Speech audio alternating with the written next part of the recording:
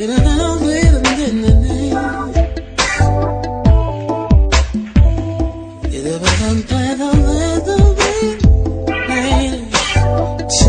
covered kisses in the middle of the night. Peace, what's going on? This is the entrepreneur Gerard Anthony, and we are here once again for Saturday Soul Social at the Speakeasy Lounge in the legendary Hippodrome Theater. And I have with me none other than Russell Taylor. My man. How you doing, Russell? I'm good, man. I'm high. I just came off your stage. It was a wonderful, wonderful experience. Let me tell you, Russell basically went on stage. He had everyone singing in key, okay, which is an amazing feat for an audience. And I mean, it was ladies crying. I mean, just falling out. It was pretty ridiculous. A little bit of pandemonium here this evening at Saturday Soul Social. Just well worth it. Once again, thank you for coming to Richmond. Now, this isn't your first time in Richmond. No, it's been the first time in a while. I played Fridays and Sunset with Jill Scott in Richmond. And that was, I mean, as you know, that was a wonderful experience. But this is, so you go from big spot to something intimate, and there's a blessing in each one. Like tonight was awesome. Like just as much as I gave, I got back. Absolutely. Mm-hmm. The objective is to, definitely provide that up close and personal space, for artists to really connect with the supporters, because that's very important. Let's talk about the project War of Hearts. Oh yeah. Okay. So War of Hearts, that's the latest album. It's the third album. We talked a little bit earlier about the production being different than your previous projects. I mean, in a positive way. Even though, in a positive way, like different and still good. Like it's different. It's not always easy for an artist to make a shift in sound and still maintain the integrity of who they are when they first begin that journey.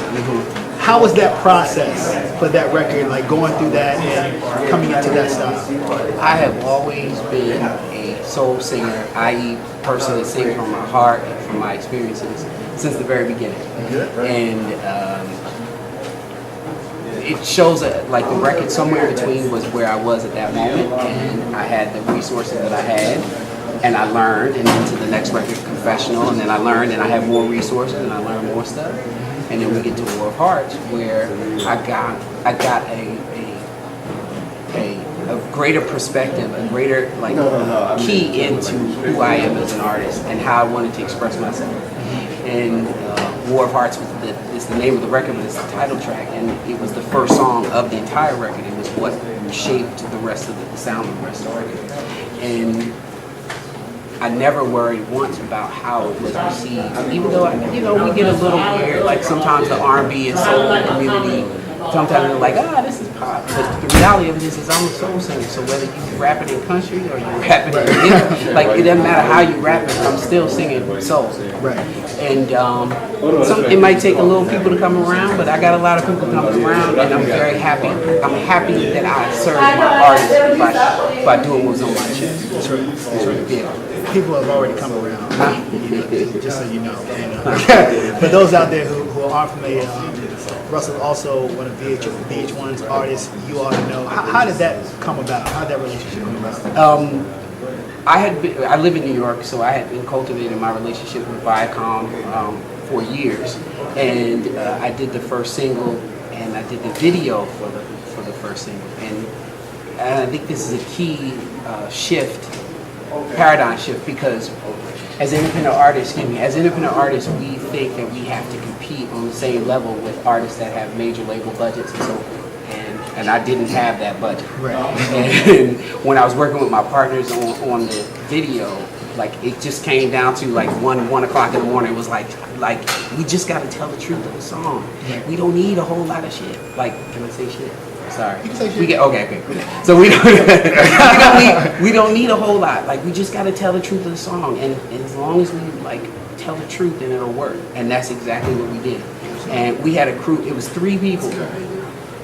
For War of Hearts, and we didn't have any permits, and we went around LA and we shot over the course of 2 days.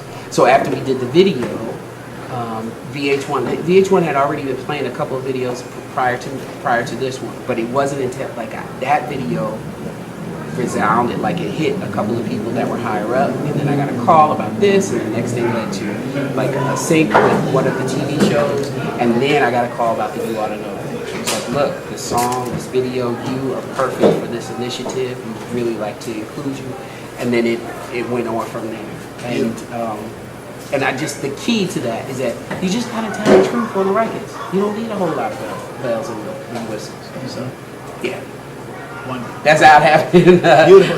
That's great, man. Well, look, I want to say congratulations on all the success. Congratulations on putting together a great album. Thank you. All the things that you're doing in addition to VH1, traveling, touring, and gigging. If people want to keep up and stay up with Russell Taylor, how do they get in contact with you and buy your music? I am on War of Hearts, Confessional, Somewhere in Between are all on iTunes, Amazon, and Google Play. You can find me at rsoulstar on Instagram and Twitter, russelltaylor.net. And I'd like to say something on record since you're interviewing me. Like, congratulations to you for this platform that you created. It's not easy being an artist. It's not easy being a promoter. But you have managed to combine independent artist and promoter, and you're doing very well at it. So thank you, brother. Thank you, bro. Thank you. You know, I couldn't do it with artists like this brother right here. Signing off, Gerard Anthony, Saturday Soul Social, Russell Taylor.